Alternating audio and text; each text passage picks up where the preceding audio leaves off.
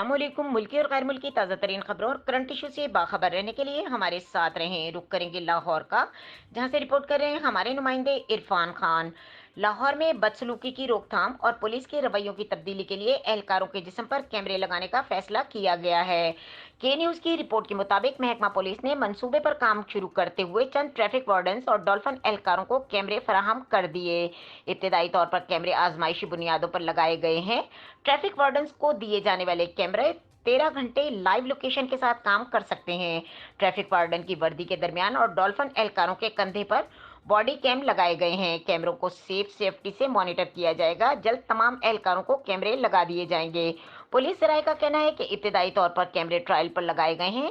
कैमरे 13 घंटे live location के साथ काम कर सकते हैं। वाज़ेह रहे कि गुज़िश्ता दिनों लाहौर पुलिस ने शहर में जिनसी हैरेसगी और रिपोर्ट में कहा था कि गुज़िश्ता 1.5 माह में शहर में जिनसी हैरेसगी 642 मुकदमात दर्ज हुए, जबकि 14 अगस्त के बाद मजमूई तौर पर वाक़यात में 300% इजाफा हुआ है।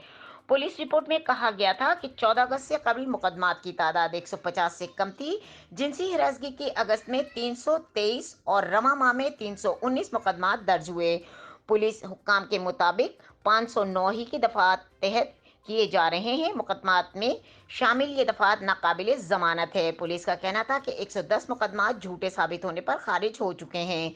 मजीद खबरों और अपडेट के लिए देखते रहें के न्यूज़ चैनल इंटरनेशनल।